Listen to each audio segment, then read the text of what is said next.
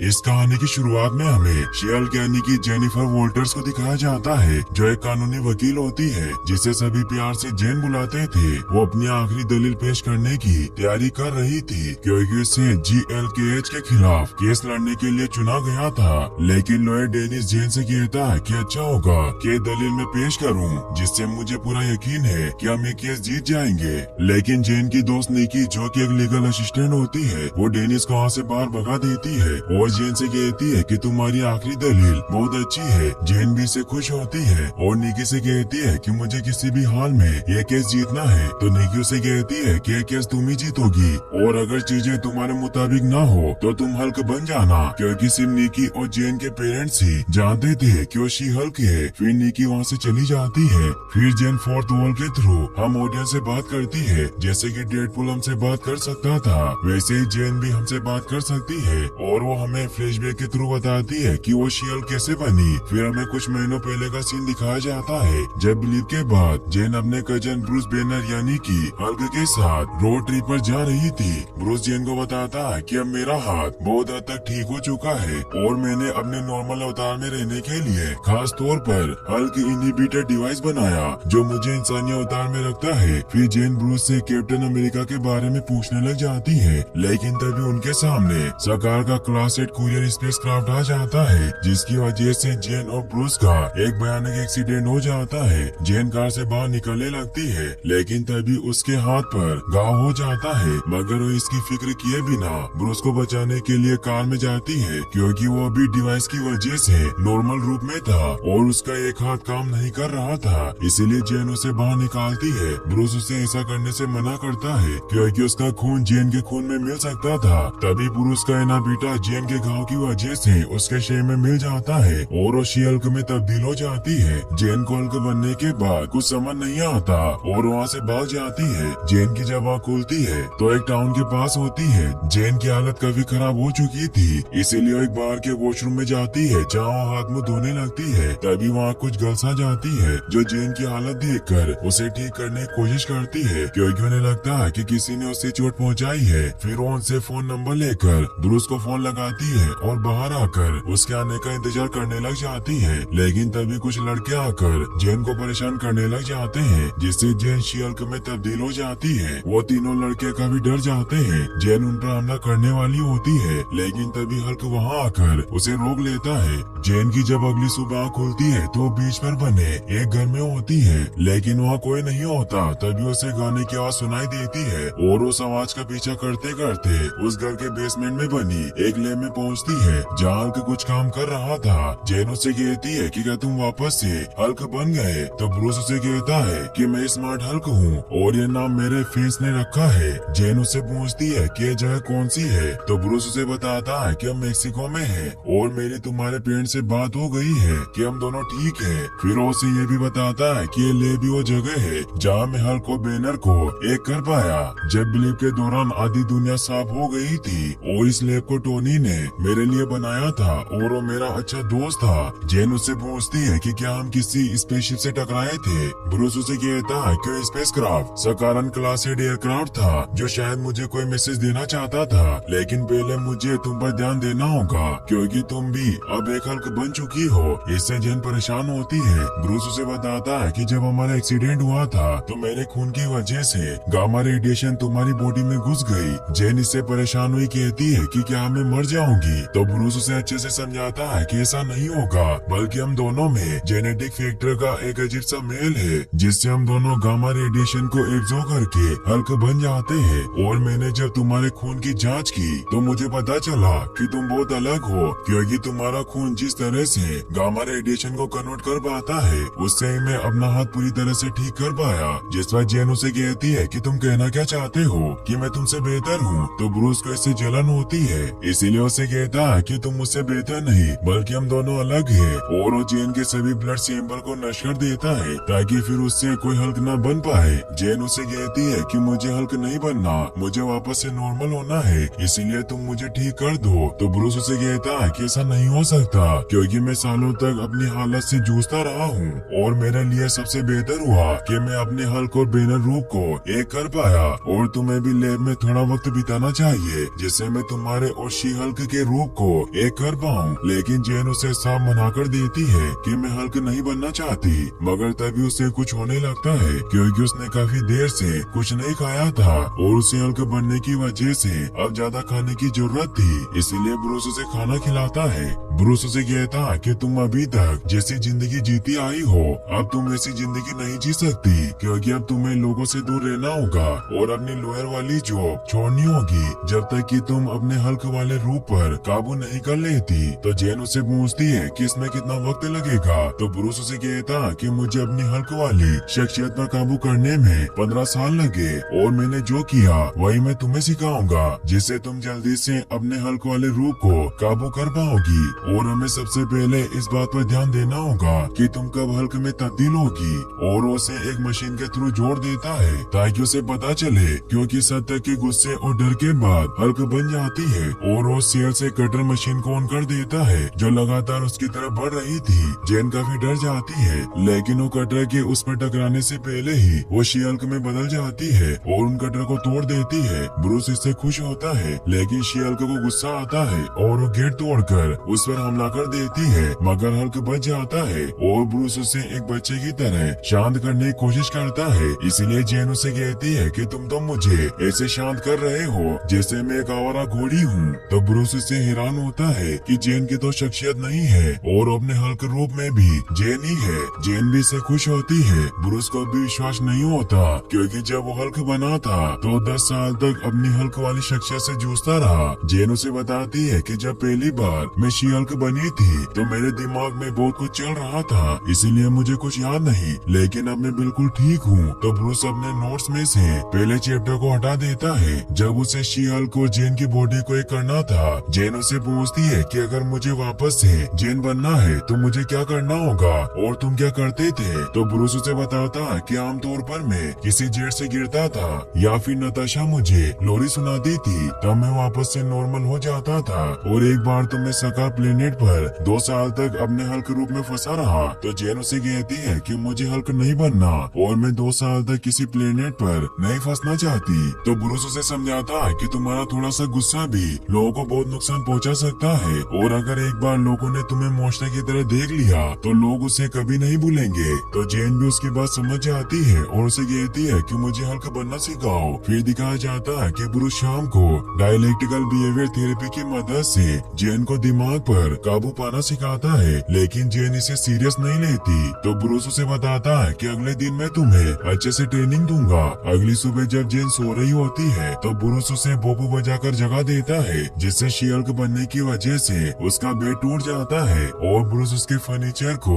मजबूत करता उसे बताता है कि तुम कभी भी ऐसी जगह पर मत रहना जो जगह 10 फीट से ऊंची ना हो। फिर उसकी ट्रेनिंग स्टार्ट करता है और उसे चट्टान फेंकना सिखाता है, लेकिन जेन सभी काम में पहले से ही माहिर होती है, इसीलिए ब्रूस उससे जल रहा था, इसीलिए उसे नीचे फेंक देता है। मगर ऊपर आ जाती है और उसे कहती है कि तुम जो चीजें मुझे सिखा रहे हो इसमें मैं बचपन से ही माहिर थी, लेकिन मैं इन्हें लोअर की तरह कब इस्तेमाल कर पाऊंगी। तो ब्रूस उसे बताता है कि तुम हल्क हो, इसीलिए तुम अपनी पावर से उन लोगों को खतरे में डाल सकती हो जिनकी तुम परवाह करती हो। इससे उदास होकर जेन वहाँ से जाने लगती है। तो ब्रूस उसे बताता है कि अब तक मैंने तुम्हें हल्क बनने के सिर्फ नुकसान बताए हैं, लेकिन इसके फायदे भी हैं। और उसे अपने बनाए हुए बार में लेकर जाता है और उसे बताता है कि हम हल्क होने की वजह से जितनी चाहे उतनी ड्रिंक कर सकते हैं और हम टल्ली भी नहीं होते। और वो पूरा दिन बैठकर बहुत सारी शराब पी जाते हैं। ब्रूस उसे बताता है कि एक बार मैंने और टोनी ने बनाया था, वो वक्त बहुत मुश्किल था लेकिन फिर भी हम खुलकर जिए। इसी बात पर वो दोनों एक और पैक पीते हैं। फिर अगली सुबह हमें दिखाया जाता है कि ब्रूस जेन को हल्क की तरह खाना खाने के बारे में बता रहा होता है, मगर अब जेन इन सब से परेशान हो चुकी थी और वो अपनी लोअर वाली जिंदगी में फिर से लौटना चाहती है। इसीलिए वो ब्रूस से कहती है कि मुझे सुपर हीरो नहीं बनना, मैं अपनी नॉर्मल लाइफ में वापस लौटना चाहती हूँ। तो ब्रूस उसे कहता है कि हम दोनों दुनिया की रखवाली के लिए बने हैं, इसीलिए मुझे तुम्हें काबिल बनाना होगा। तो जेन उसे कहती है कि मैं अपने गुस्से को काबू करना सीख गई और वो उसे हल्क से वापस जेन बनकर दिखाती है और वो वहाँ से ब्रूस की जीप लेकर जाने लगती है, मगर ब्रूस उसे रोकना चाहता था। इसीलिए उसे कहता है कि तुम मानो या ना मानो, लेकिन तुम एक सुपर हीरो हो और हमें ही इस दुनिया को प्रोटेक्ट करना होगा। जिस पर जेन उसे कहती है कि मुझे सुपर हीरो बनने का ख्याल कोई खुशी नहीं देता और मैं तुम जैसी नहीं बनना चाहती, क्योंकि तुम बिना किसी दोस्त रिश्तेदार के इस सुनसान जगह पर पड़े हुए थे और वो जीप लेकर वहाँ से निकलने लगती है। लेकिन ब्रूस उसे रोकने के लिए उसके सामने खड़ा हो जाता है तो गुस्से में जेन भी उसे हिट कर देती है, जिससे ब्रूस दूर गिर जाता है। यह देखकर जेन उसे देखने आती है, मगर ब्रूस उसे कहता है कि तुम बहुत अच्छा कर रही हो और मैं तुम्हें बहुत कुछ सिखा सकता हूँ। इससे जेन को गुस्सा आ जाता है और वो शियल्क बनकर उस पर अटैक करने लगती है, जिससे उन दोनों भाई बहन के बीच में फाइट होने लग जाती है। ब्रूस उसे कहता है कि तुम्हें मेरी बात सुननी चाहिए, क्योंकि मैं पहले ये सब कुछ झेल चुका हूँ। जिस पर जेन उसे कहती है कि हम दोनों अलग हैं और वो वापस से उस पर अटैक करने लगती है, जिससे ब्रूस के ग्लासेस भी टूट जाते हैं। ब्रूस को इससे गुस्सा आ जाता है और उस पर अटैक कर देता है, जिससे उन दोनों के लड़ने की वजह से ब्रूस का पूरा बार टूट जाता है। ब्रूस उससे बहुत दुखी होता है तो जेन उसे सॉरी कहती है। फिर वो दोनों मिलकर उस बार को वापस से ठीक करने लग जाते हैं और अब ब्रूस भी मान जाता है और उसे उसकी लॉयर वाली जिंदगी में लौटने देता है। वो जेन से कहता है कि जब भी तुम्हारा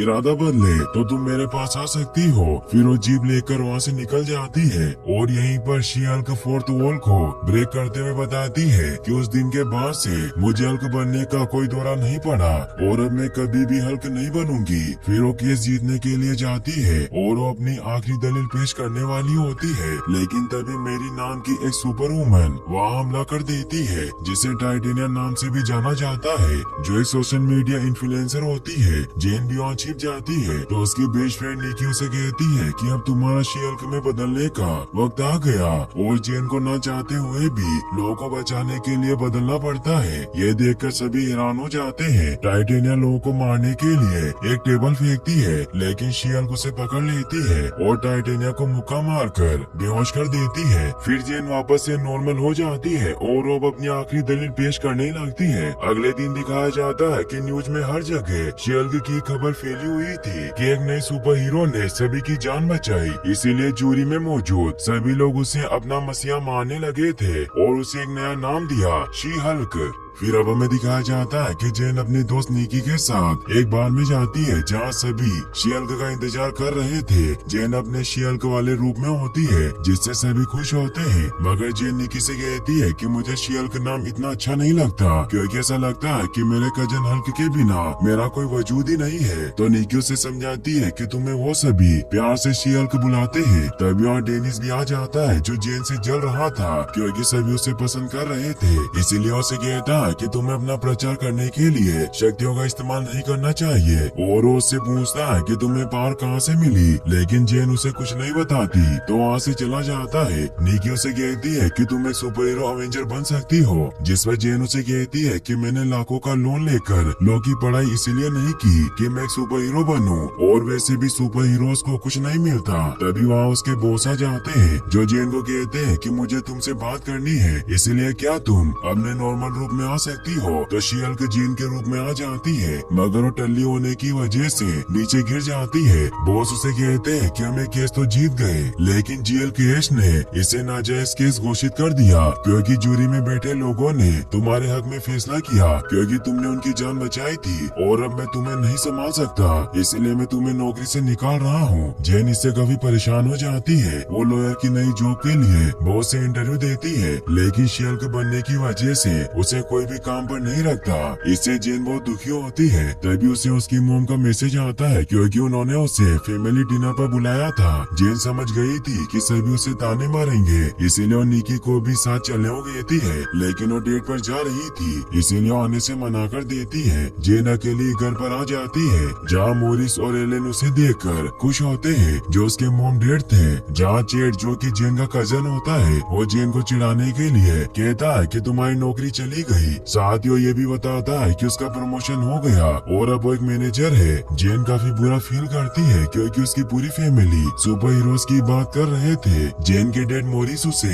बहाने से अपने गैराज में लेकर जाते हैं, जहाँ उससे उसके हालचाल पूछते हैं, तो जेन उन्हें बताती है कि मैं ठीक हूँ, लेकिन मुझे बहुत गुस्सा आ रहा है, क्योंकि शियल्क होने की वजह से मेरा करियर बर्बाद हो रहा है, जबकि मैंने लोगों की जान बचाई थी। तो मोरिस उसे समझाते हैं कि तुम्हें जिंदगी में आगे बढ़ना होगा। फिर हमें जिसमें दिखाया जाता है कि जेन बार में बैठकर ड्रिंक पर ड्रिंक ले रही होती है। तब यहाँ जेल केज के वकील होल्डन होलीवे आ जाते हैं, जो जेन से कहते हैं कि मैं तुम्हें जॉब देना चाहता हूँ क्योंकि तुमने हमारे खिलाफ केस जीत कर ये साबित कर दिया कि तुम कितनी काबिल हो। तो जेन भी हाँ कर देती है, लेकिन वो एक शर्त रखती है कि मैं अपनी खुद की लीगल असिस्टेंट रखना चाहती हूँ। तो होल्डन भी हाँ कर देते हैं और उसे मंडे से ऑफिस बुलाते हैं। जेन मंडे को तैयार होकर जेल केज के लिए ऑफिस पहुँच जाती है। जेल केज दरअसल एक लॉ फॉर्म होती है जिसमें बहुत सारे वकील मिलकर साथ काम करते हैं। होल्डन जेन को देखकर खुश होते हैं और वो जेन को बताते हैं कि अब सुपर पावर वाले लोग हर जगह दिखने लगे,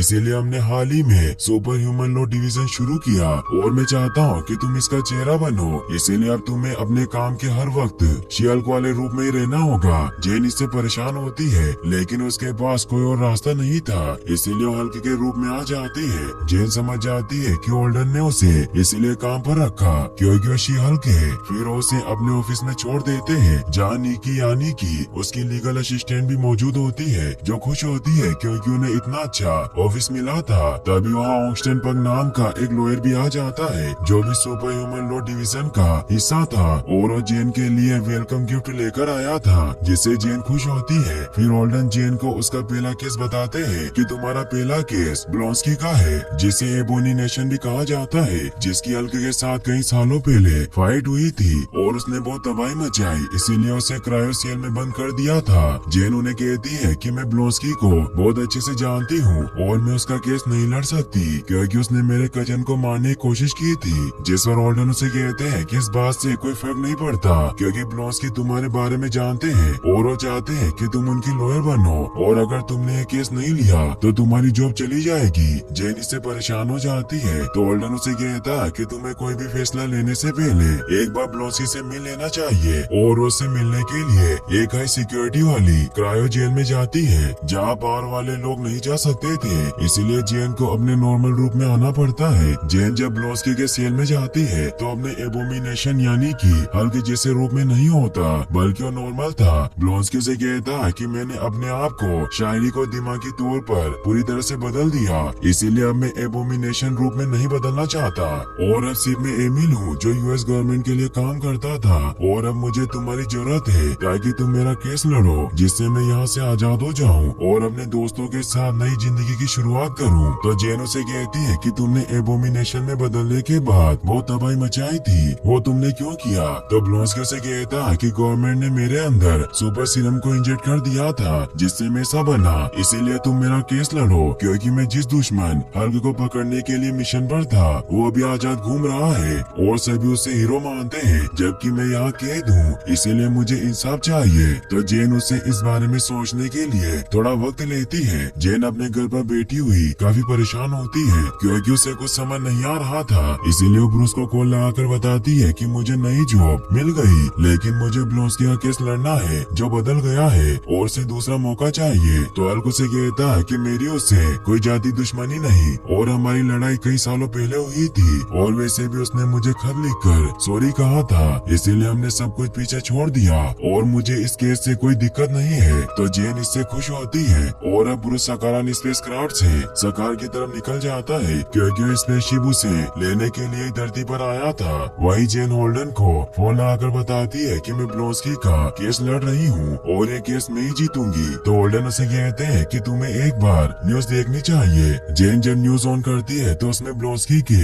लीक हुई वीडियो के बारे में चर्चा हो रही थी, जिसमें ब्लॉन्स्की अपने एबोमिनेशन वाले रूप में एक अंडरग्राउंड फाइटिंग रिंग में वोंग से लड़ रहा था क्योंकि ब्लॉन्स्की कुछ महीनों पहले जेल से भाग निकला था। जेन इससे परेशान होती है और अब एबोमिनेशन के इस वीडियो से न्यूज वालों और लोगों के बीच खलबली मच जाती है, इसीलिए जेन ब्लॉन्स्की से मिलने के लिए डैमेज कंट्रोल की सुपर मेस जेल में जाती है, जहाँ एमिल मजे से अपना फाइट वाला वीडियो देख रहा था। शियल के गुस्से में उसे कहती है क्या आपने तो मुझे कहा था कि आप कभी एबोमिनेशन नहीं बने? तो एमिल उसे कहता है कि मैं हालात के हाथों मजबूर था क्योंकि मुझे गुप्त कलाओं के सोर्स सुप्रीम वोंग ने जबरन जेल से भगाया था, लेकिन मैं खुद ब खुद वापस लौट आया। जेन इससे कभी परेशान हो जाती है क्योंकि उस लड़ाई की वजह से एमिल के जेल से रिहा होने के चांस बहुत कम हो गए थे। वो अपनी दोस्त निकी से कांटेक्ट करके कहती है कि क्या तुम वोंग के बारे में कुछ जानती हो? तो वो कहती है कि मैं निकी हूँ और मैं सबके बारे में जानती हूँ और और मैं उससे कांटेक्ट कर लूंगी। जेन इससे खुश होती है क्योंकि अगर वोंग ने गवाही दी तो ब्लॉन्स्की सच बता सकता है। वही हम देखते हैं कि एमिल के इस कारनामे की वजह से हर जगह शी-हल्क और एमिल की चर्चा हो रही थी और सभी शी-हल्क से नाखुश थे क्योंकि वो फीमेल सुपर हीरो को पसंद नहीं कर रहे थे और शायद इसकी वजह एबोमिनेशन का केस लड़ना भी था।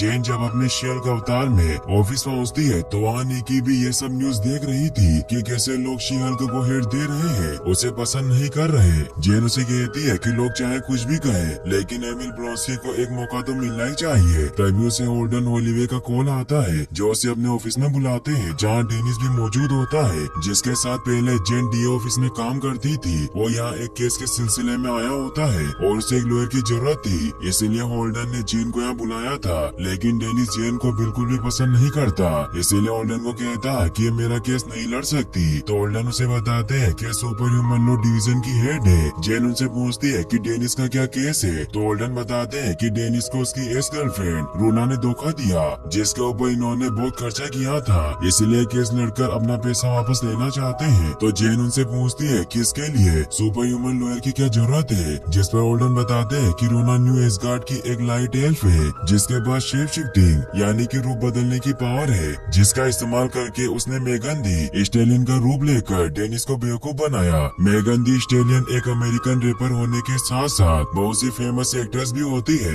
ये सुनकर जेन डेनिस का मजाक उड़ाती है। वो उसे कहती है कि तुम्हें लगा कि एक स्टार तुम्हें डेट करेगी। डेनिस होल्डन को कहता है कि मैं जेन को अपना केस नहीं दूंगा और वो पग को अपना लॉयर चुनता है क्योंकि वो भी सुपर ह्यूमन लॉ डिवीजन में था। तभी वहाँ पर वोंग भी आ जाता है और जेन उससे अपने केस के सिलसिले में बात करने के लिए ऑफिस में लेकर जाती है। वोंग बताता है कि एमिल ने तुम्हें जो कुछ भी बताया वो सही था और मैं उसे फाइट क्लब में लेकर गया था, वो भी उसकी मर्जी के खिलाफ, और मैंने ऐसा इसलिए किया क्योंकि सोर्सर सुप्रीम बनने के लिए मुझे एक टक्कर के दुश्मन की जरूरत थी, इसीलिए मैं चाहता हूँ कि मेरे किए की सजा उसे न मिले। तो जेन उसे कहती है कि अगर आप उसे बचाना चाहते हैं तो सुनवाई के दिन आपको गवाही देनी होगी। वोंग कहता है कि अगर गवाही से काम नहीं बना तो मैं जादू का इस्तेमाल करके याददाश्त मिटा दूंगा या फिर उसे दर्पणाए में ले जाऊंगा। वहीं पर डेनिस से केस के बारे में जानकारी हासिल कर रहा होता है। वो उसे पूछता है कि तुमने रूना पर कितने पैसे खर्च किए थे। तो डेनिस उसे बताता है कि मैं इतना भी बेवकूफ नहीं हूँ कि मैं उस पर इतने ज्यादा पैसे खर्च करूँ, इसीलिए मैंने उस पर सिर्फ $1,75,000 खर्च किए। तो पग उसे कहता है कितने पैसों में एक अच्छी जगह पर घर आ जाएगा, मगर आप फिक्र मत कीजिए, आपका पैसा आपको जरूर मिलेगा। डेनिस वहाँ से चला जाता है, मगर थोड़ी देर बाद डेनिस वापस से वहाँ जाता है जो पग को कहता है कि मेरा इरादा बदल गया, अब मैं केस नहीं लड़ना चाहता। वैसे भी पैसे हाथ का मेल होता है, मगर तभी पग को एक फोन आता है जो फोन डेनिस का था, जिससे वो समझ जाता है कि उसके सामने जो बेटा है वो डेनिस नहीं बल्कि शेप शिफ्टर रूना है। मगर रूना वहाँ से निकल जाती है जो उसे कहती है कि मैं तुम्हें यहाँ वार्न करने आई थी। फिर हमें अगले दिन अल्ट्रा हाई सिक्योरिटी प्रिजन को दिखाया जाता है जहाँ जेमिल ब्लॉन्स्की की पैरेलल बोर्ड के सामने पेशी होने वाली थी। जेन भी वहाँ पहुँच जाती है, रिपोर्टरों से सवाल पूछने की कोशिश करते हैं लेकिन अंदर चली जाती है। वहीं अब जेल में एमिल की पेशी स्टार्ट होती है जहाँ एमिल की पेन पेल पार्टनर भी आई होती है। दरअसल वो पेन पेल पार्टनर एमिल की लाइफ पार्टनर होती है, जिनके साथ ही एमिल आजाद होकर रहना चाहता था और अपना एक मेडिटेशन सेंटर खोलना चाहता है। जूरी मेंबर जेन से कहते हैं कि अभी जो एमिल के जेल से बाहर भागने की घटना सामने आई उससे तो ऐसा लगता है कि एमिल का आजाद होना बहुत मुश्किल है। तो जेन उन्हें कहती है कि मेरे पास एक गवाह है जो बता सकते हैं कि एमिल किसी जुर्म को अंजाम देने के लिए जेल से नहीं भागे थे, मगर वो यहाँ भी नहीं पहुँचे। जूरी मेंबर एमिल से पूछते हैं कि क्या तुम बदल गए हो। तो ब्लॉन्स्की उन्हें बताता है कि मैं बदल चुका हूँ और मुझे बहुत दुख है कि मैंने सालों पहले लोगों को चोट पहुँचाई थी, मगर अब मैं अपनी पेनबल पार्टनर के साथ नई जिंदगी स्टार्ट करना चाहता हूँ। और अब जेन एक के बाद एक जेल में काम करने वाले लोगों का बयान लेती है जिसमें वो बताते हैं कि ब्लॉन्स्की बदल चुका है और उसने कई लोगों को सुधारा, उन्हें पढ़ना लिखना सिखाया। जूरी के मेंबर जेन से कहते हैं कि अभी भी ब्लॉन्स्की के जेल से भागने की वजह सामने नहीं आई, मगर तभी वहाँ वोंग आ जाता है जिसे देखकर जेन खुश होती है। वोंग गवाही देता है कि अपनी प्रैक्टिस के लिए मैं एमिल को लेकर गया था, मगर एमिल अपनी मर्जी से वापस आया, जबकि मैंने उसे कामरताज में रुकने को कहा, फिर भी वो नहीं माना। उसने कहा कि उसे अपनी बाकी की सजा पूरी करनी है। वोंग की गवाही सुनने के बाद जूरी में बैठे मेंबर जेन को कहते हैं कि हम मानते हैं कि एमिल सही रास्ते पर चलना चाहता है, मगर जब वो अपने दूसरे रूप एबोमिनेशन में बदलते हैं तो क्या खून के प्यासे दरिंदे नहीं बन जाते? तो एमिल उन्हें सच दिखाने के लिए एबोमिनेशन रूप में बदल जाता है, जिससे सभी डर जाते हैं। लेकिन अभी भी एमिल का खुद पर काबू होता है, इसीलिए वो वापस अपने असली रूप में आ जाता है। मगर आज जज कोई भी फैसला नहीं सुनाते और फिर से सुनवाई के लिए डेट आगे बढ़ा दी जाती है और वो वोंग को एमिल को जेल से भगाने के जुर्म में सजा सुनाने लगते हैं। लेकिन वोंग वहाँ से निकल जाता है। जेन जब बाहर आती है तो मीडिया वाले उससे सवाल पूछने के लिए उसके पीछे पड़ जाते हैं, मगर उनके कोई जवाब नहीं देती। वहीं कोर्ट में आज रूना और डेनिस की पेशी होती है, जहाँ पर जज प्राइस को कहता है कि मेरे क्लाइंट डेनिस को लगा कि वो सच में असली में एक दी ऑस्ट्रेलियन को डेट कर रहे हैं, इसीलिए उन्होंने उस पर इतना खर्चा किया। लेकिन रूना ने इन्हें धोखा दिया, इसीलिए मेरी गुजारिश है कि मेरे क्लाइंट के पैसों की भरपाई होनी चाहिए। मगर रूना की लॉयर उन्हें कहती है कि ये झूठ बोल रहे हैं, क्योंकि डेनिस के इतने बेवकूफ है कि उन्हें लगा कि मेगन उन्हें डेट कर रही है। जेन उन दोनों के बयान सुनने के बाद पक को कहते हैं कि तुम्हें साबित करना होगा कि डेनिस को विश्वास था कि वो जिससे प्यार करते हैं वो असली मेगन थी, इसीलिए इस केस की नेक्स्ट डे सुनवाई रखते हैं और वहाँ से चले जाते हैं। लेकिन रूना जज प्राइस का रूप लेकर वहाँ जाती है और उनका फैसला बदलने लगती है। लेकिन पक को पता चल जाता है, रूना की लॉयर भी उस पर गुस्सा करती है कि जज का रूप लेना गैर कानूनी है। फिर दिखाया जाता है कि जेन निकी के साथ बार में होती है और वो लोगों की बातों से काफी परेशान हो चुकी थी, क्योंकि सभी को लगता है कि जेन भी एमिल से प्यार करती है, इसीलिए उसे बचा रही है। तभी वहाँ पक भी आ जाता है, जो भी डेनिस के बड़बोलेपन की वजह से परेशान हो चुका था। जेन और निकी बताते हैं कि वो ऐसा ही है और वो खुद को ज्यादा ही और स्मार्ट समझता है। तो पक को इससे एक आइडिया आता है और वो अगले दिन कोर्ट में जेन का बयान लेता है, जहाँ जेन सभी को बताती है कि डेनिस को अपने बारे में बहुत सारी गलतफहमियां है और क्योंकि इन्हें लगता है कि दुनिया इनके इर्द गिर्द घूमती है, इसीलिए इन्हें ऐसा लगा होगा कि मेगन इनकी दीवानी है। जेन की बातों से जज को यकीन हो जाता है कि रूना ने डेनिस को फंसाया, इसीलिए वो डेनिस के $1,75,000 का मुआवजा देने का ऐलान करते हैं। साथ ही वो 60 दिनों के लिए रूना को सजा भी सुनाते हैं, क्योंकि उसने लॉयर का रूप लेकर बहुत बड़ा गुनाह किया था। पक जेन को तेज कहता है क्योंकि उसने इस केस में उसका साथ दिया। फिर हमें दिखाया जाता है कि अगले दिन जब वापस से सुपर प्रिजन जेल में एमिल की सुनवाई होती है, जहाँ जूरी में बैठे मेंबर एमिल का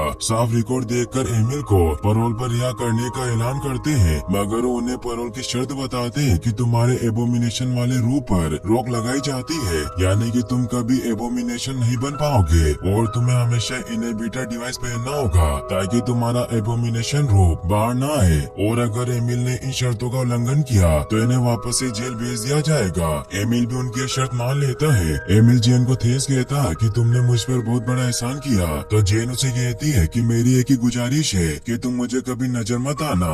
और अब शी-हल्क अपना इंटरव्यू देती है और जब वो वापस घर लौट रही होती है तो ब्रेकिंग क्रू नाम के गुंडों का ग्रुप जेन पर हमला कर देता है। तो जेन अपने असली रूप में आ जाती है और उन पर हमला करने लगती है। ब्रेकिंग क्रू 4 गुंडों का ग्रुप होता है, जिसमें ब्रेकर, थंडरबोल्ट, बुलडोजर और पील ड्राइवर नाम के 4 लड़के शामिल थे, जिनके पास एसगार्डियन कंस्ट्रक्शन टूल्स होते हैं, जो उन्होंने किसी एसगार्ड के मजदूर से चुराए थे। वो सभी साथ मिलकर जेन पर अटैक करते हैं, लेकिन वो शी-हल्क के सामने नहीं टिक पाते और बुरी तरह से मार खाते हैं। थंडरबोल्ट शी-हल्क का ब्लड सैंपल निकालने की कोशिश करता है, क्योंकि इसके लिए ही इनके बॉस ने यहाँ इन्हें भेजा था, लेकिन उसकी मोटी चमड़ी की वजह से ऐसा नहीं कर पाता, इसीलिए वो बचकर अपनी कार से वहाँ से निकल जाते हैं और जेन वापस अपने घर लौट जाती है। फिर हमें अगले दिन डोनी ब्लेच नाम के एक जादूगर को दिखाया जाता है, जो अपने जादुई किले में शो दिखा रहा होता है, लेकिन ऑडियंस को उसके शो में मजा नहीं आ रहा था। डोनी अपनी अगली चाल दिखाने के लिए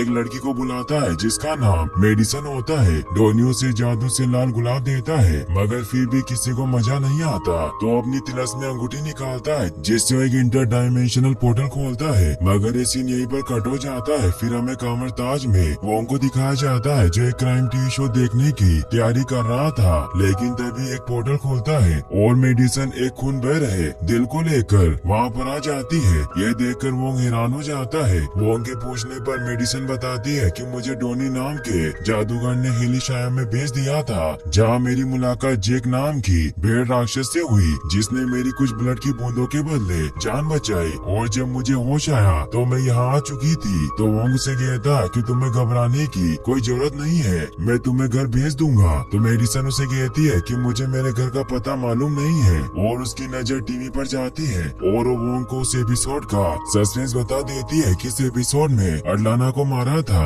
इससे वोंग को डोनी पर बहुत गुस्सा आता है। वही हमें शी-हल्क को दिखाया जाता है जिसके पास उसके डेट मोरिसा जाते हैं जो अपने साथ कुछ सामान लेकर आए थे। वो जेन को कहते हैं कि पिछली रात जो तुम पर हमला हुआ था उसकी वजह से मैं तुम्हारी सिक्योरिटी का सामान लेकर आया हूँ। तो शी-हल्क उन्हें कहती है कि आपको घबराने की कोई जरूरत नहीं है, आपकी बेटी हल्क है, और अगर दोबारा उन गुंडों ने मुझ पर हमला किया तो मैं उनका बहुत बुरा हाल करूंगी। फिर ऑफिस आ जाती है जहाँ वो डेट के लिए मेचर नाम की वेबसाइट पर अपनी प्रोफाइल बनाती है। तभी निकी भी वहाँ आ जाती है जो उसे कहती है कि तुम्हें अपना इंटरव्यू देख लेना चाहिए, और वो साथ में उसे देखने लग जाते हैं। मगर तभी वोंग वहाँ पर आ जाता है जो जेन को कहता है कि मुझे एक मुश्किल हालात में कानूनी मशवरा चाहिए। तो जेन उससे अकेले में बात करती है। वोंग उसे बताता है कि डोनी नाम का एक बंदा खुद को जादूगर कहता है, मगर वो असली जादूगर नहीं है। पहले वो कामरताज में मायावी कलाओं का विद्यार्थी था, मगर एक हफ्ते बाद ही हमने उसे लात मारकर बाहर निकाल दिया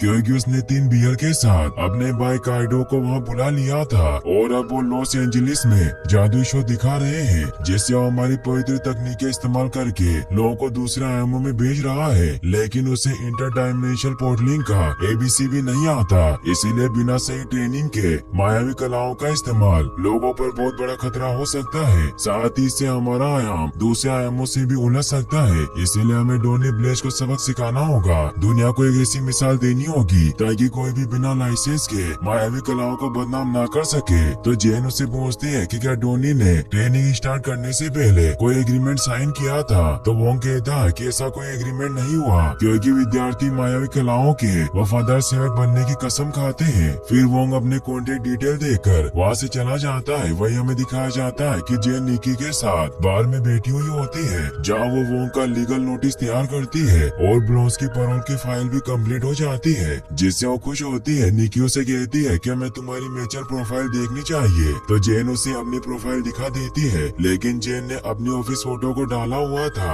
इसीलिए उसे एक भी मेचर नहीं मिला होता। निकी उसे कहती है कि तुम्हें शी-हल्क नाम से प्रोफाइल बनानी चाहिए, मगर जेन मना कर देती है। अगले दिन जेन वोंग के साथ डोनी के ऑफिस में जाती है जहाँ वो डोनी और उसके दोस्त कॉर्नेलियस को वार्निंग देती है कि तुम्हें इसी वक्त से जादुई कलाओं का इस्तेमाल करना बंद करना होगा। तो दोनों उसे कहते हैं कि जादू किसी की जागीर नहीं होती और न ही आर्ट का कोई कॉपीराइट होता है, और वो वोंग को भड़काने लगता है कि तुम मुझसे डरते हो क्योंकि तुम्हें लगता है कि मैं तुमसे पावरफुल बन जाऊंगा। तो वोंग उसे अपना मैजिक दिखाने लगता है, लेकिन जेन उसे ऐसा करने से मना करती है, और वो डोनी को सीस एंड डिसीज लेटर देकर कहती है कि अब आपसे कोर्ट में मुलाकात होगी। तभी जेन को मेचर पर मैच मिलने की वजह से मैसेज आता है। तो डोनी उसे चिढ़ाता है। रात को जेन डेट पर जाती है, लेकिन वो डेट इतनी दिलचस्प नहीं होती क्योंकि आदमी बहुत पका हुआ होता है, और वो थोड़ी देर में वहाँ से चला जाता है। अगले दिन कोर्ट में जेन जज आना से कहती है कि डोनी ने जादू का गलत इस्तेमाल किया है जिससे लोगों की जान को खतरा है, लेकिन जज आना उसे कहती है कि मेरे लिए ये मानना मुश्किल है कि जादू में जानलेवा लापरवाही हो सकती है, इसीलिए कि आपके पास कोई सबूत है। तो वोंग को न चाहते हुए भी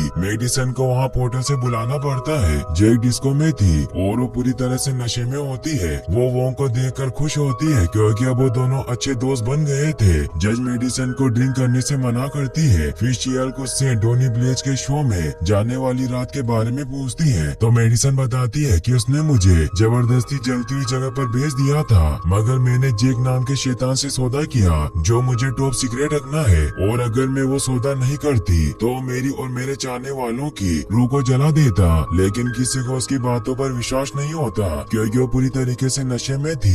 जेन को कुछ समझ नहीं आता और उसे कहती है कि पोर्टल में जाने के बाद क्या आपको डर लगा था। तो मेडिसन कहती है कि पहले तो मुझे डर लगा, लेकिन फिर धीरे धीरे मजा आने लगा। डोनी का वकील हक जैसे कहता है कि मैं केस डिसमिस करने की दरख्वास्त करता हूँ क्योंकि डोनी की परफॉर्मेंस में डर और मजा दोनों था जिसके लिए लोग मैजिक शो देखने जाते हैं। तो जेन जैसे कहती है कि कोई आम जादू नहीं है, डोनी ने एक लड़की को गायब किया, ये मायावी कला है जो एक असली जादू है। तो डोनी से गुस्सा होकर जज को अपना जादू दिखाता है। तो वोंग जैसे कहता है कि केस अदालत की दीवारों के पार ब्रह्मांड से जुड़ा है क्योंकि डोनी और उसके साथी देवताओं की ताकत पाना चाहते हैं जिससे पूरी दुनिया खतरे में पड़ जाएगी। थी। तो जज अपना फैसला सुनाती हुई जेन से कहती है कि मुझे और सबूत चाहिए, उसके बाद ही मैं अपना फैसला सुना सकती हूँ। तो जेन उन्हें कहती है कि जब तक फैसला नहीं हो जाता तब तक आपको डोनी के शो पर रोक लगा देनी चाहिए। तो डोनी जज से कहता है कि मेरी कला है और वो उन्हें वापस से जादू दिखाता है,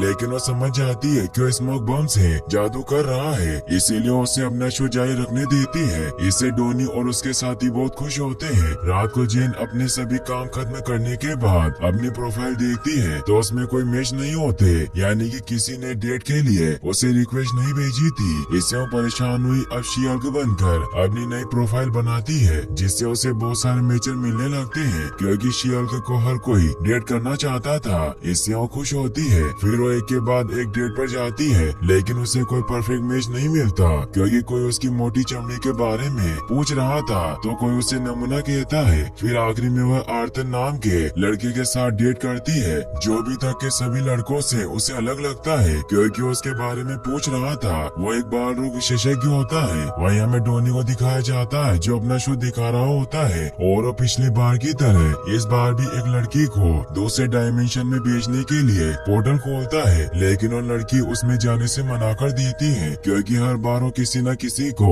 मुसीबत में डाल देता है। इसीलिए सभी उस पर हंसते हैं। तो डोनी सभी को अपना नया जादू दिखाता है, जिसमें वो एक कबूतर बनाता है जो उस लड़की के हाथ में अंडा देता है, जो एक डीमन में बदल जाता है, जिससे सभी डर जाते हैं। डोनी एक पोर्टल खोलता है ताकि उस डीमन को वापस उसकी दुनिया में भेज सके, लेकिन वो पोर्टल वापस बंद नहीं होता, जिससे बहुत सारे डीमन बाहर आकर सभी लोगों पर हमला करने लगते हैं। सभी लोग वहाँ से भागने लगते हैं। वही वोंग जब टीवी देख रहा होता है तो डोनी उसके पास मदद मांगने आता है, क्योंकि उन दानव को वापस नहीं भेज पा रहा था। वो उस पर गुस्सा करता है। वही जेन घर पर आर्थर के साथ डेट कर रही होती है, तभी उसे डोनी का कॉल आता है, लेकिन वो कॉल पिक नहीं करती और आर्थर को किस करने लगती है। लेकिन तभी वो वहाँ पोर्टल खोल कर आ जाता है, जो शी-हल्क को कहता है कि मुझे तुम्हारी मदद की जरूरत है, क्योंकि डोनी ब्लेज ने गलत पोर्टल खोल दिया। तो शी-हल्क वोंग के साथ जाती है, जहाँ वो एक एक करके सभी डीमन को वापस वहाँ से दूसरी दुनिया में भेजने लग जाती है। मगर जेन बहुत गुस्सा होती है, क्योंकि उसकी डेट बर्बाद हो गई थी। वो सभी डीमन को वहाँ से भेज देती है, और वो आखिरी डीमन से डोनी और कॉर्नेलियस को धमकाते हुए कहती है कि क्या तुम्हें सीस एंड डिसीज लेटर की शर्तें मंजूर है। तो डोनी डरकर उसकी शर्त मान लेता है। फिर वो वापस डेट के लिए घर पर आ जाती है, जहाँ आर्थर को उठाकर बेडरूम में ले जाती है। फिर हमें अगली सुबह का सीन दिखाया जाता है, जहाँ जेन ब्रेकफास्ट तैयार कर रही होती है। तभी वो न्यूज में देखती है कि टाइटेनिया को रिहा कर दिया गया है। तभी आर्थर भी वहाँ जाता है, जो जेन को देखकर हैरान होता है। तो जेन उसे कहती है कि मैं शी-हल्क की हूँ, लेकिन मैं अभी अपने नॉर्मल रूप में हूँ, और उसे ब्रेकफास्ट करने को कहती है। लेकिन आर्थर उसे कहता है कि मुझे जाना है, और वहाँ से निकल जाता है। तभी कोई आदमी डोर नॉक करता है, जो जेन के लिए एक स्पेशल डिलीवरी लेकर आया था, क्योंकि टाइटेनिया ने शी-हल्क पर केस किया था, क्योंकि शी-हल्क का ट्रेडमार्क टाइटेनिया ने ट्रेडमार्क करवा लिया था, क्योंकि उसे बदला लेना चाहती है। जेन इससे परेशान होती है, और अब टाइटेनिया शी-हल्क नाम के अपने ट्रेडमार्क से बहुत सारे ब्यूटी और वेलनेस प्रोडक्ट को सेल कर रही होती है। जेन के पास उसका कजन चेट भी आ जाता है, जो टाइटेनिया के शी-हल्क प्रोडक्ट को लेकर आया था, और उसे लगता है कि जेन ने उन प्रोडक्ट को स्पॉन्सर किया है, इसीलिए वहाँ उन प्रोडक्ट पर साइन करवाने आया होता है, ताकि उन्हें स्टोर पर बेच सके। लेकिन जेन उसे बताती है कि शी-हल्क मेरा नाम नहीं रहा, क्योंकि टाइटेनिया नाम के सोशल इन्फ्लुएंसर ने ये नाम पहले ट्रेडमार्क करवा लिया है। तो चेट उसे कहता है कि तुम्हें थोड़ा दिमाग लगाकर पहले ही ट्रेडमार्क करवा लेना चाहिए था, जिससे वो तुम्हारा नाम नहीं छीन पाती। फिर दिखाया जाता है कि जेन निकी के साथ टाइटेनिया से बात करने जाती है, जहाँ टाइटेनिया के सभी फैन आए हुए थे। जेन टाइटेनिया से कहती है कि तुम्हें सब बंद करना होगा, क्योंकि तुम इस तरह मेरा नाम इस्तेमाल नहीं कर सकती। तो टाइटेनिया उसे कहती है कि शी-हल्क मेरा नाम है। फिर जेन अपने ऑफिस में आ जाती है, जहाँ निकी उसे कहती है कि तुम्हें परेशान नहीं होना चाहिए था, क्योंकि तुम्हें वैसे भी शी-हल्क नाम पसंद नहीं था। तो जेन उसे कहती है कि बात सच है, लेकिन लोगों को वो नाम अच्छा लगने लगा था। वो मुझे प्यार से शी-हल्क बुलाते थे। निकी जब बाहर बैठी हुई होती है तो बग उसके पास आता है और उसे कहता है कि मुझे स्नीकर लेने जाना है, इसलिए क्या तुम मेरे साथ चलोगी, क्योंकि आयरन मैन 3 के स्नीकर आ रहे हैं और हर एक कस्टमर को सिर्फ एक ही मिलेगा। तो निकी उसे कहती है कि तुम 2 जोड़ी जूतों का क्या करोगे। तो बग कहता है कि मैं आयरन मैन का बहुत बड़ा फैन हूँ, इसलिए मैं एक जोड़ी जूतों को पहनूंगा और दूसरे जोड़ी को घर में सजा कर रखूंगा।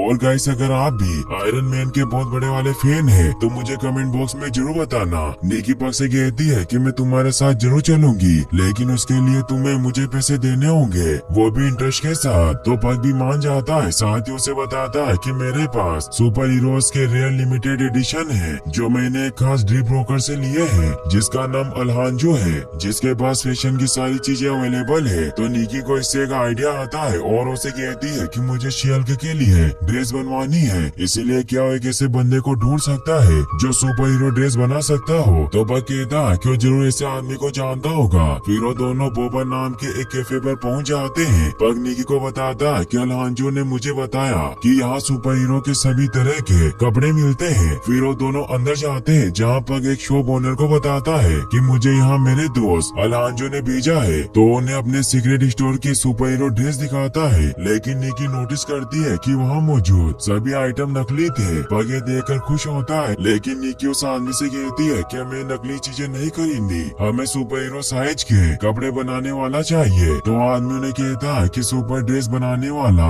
आदमी तुम्हें नहीं मिलेगा क्योंकि वो बहुत बिजी रहता है। तो निकी उसे कहती है कि तुम मुझे सिर्फ उसका एड्रेस बता दो, बाकी सब मैं देख लूंगी, लेकिन वो कुछ नहीं बताता। तो निकी उसे कहती है कि मैं तुम्हारे सुपर हीरो टी शर्ट खरीद लूंगी, तो मान जाता है। फिर हम देखते हैं कि निकी और पग अपनी खरीदी हुई टी शर्ट और बाकी सामानों के साथ उस आदमी की बताई गई लोकेशन पर पहुंच गए थे जो शियल्क के लिए ड्रेस बना सकता था, जिसका नाम ल्यूक जैकबसन होता है, जो एक बहुत बड़ा सुपर हीरो कॉस्ट्यूम डिजाइनर था। लेकिन वो उन्हें अंदर आने नहीं देता और वो बाहर से ही उनसे बातें करता है। निकी उसे कहती है कि मुझे मेरे सुपर हीरो दोस्त के लिए सूट बनवाना है, तो उनके साथ एक अपॉइंटमेंट सेट कर देता है, जिससे वो दोनों खुश होते हैं। वही हमें शियल्क को दिखाया जाता है जो होल्डन के ऑफिस में बैठी हुई होती है। होल्डन उसे कहते हैं कि आज सुबह जब मैं ऑफिस आ रहा था तो मैंने होल्डिंग बोर्ड पर शियल्क के एड देखे। तो जेन उन्हें बताती है कि शियल्क नाम टाइटेनिया ने ट्रेडमार्क करवा लिया है, जिस पर होल्डन उसे कहते हैं कि हमने तुम्हें GLKH के सुपर ह्यूमन लो डिवीजन का चेहरा बनाया, और अगर तुम अपना इनाम वापस नहीं ले सकी तो इससे हमारी बहुत बदनामी होगी। और वो शियल्क का केस जीतने के लिए अपनी मेलोरी बुक नाम की सुपर ह्यूमन लॉयर को हायर करते हैं, क्योंकि जेन अपना केस खुद नहीं लड़ सकती थी।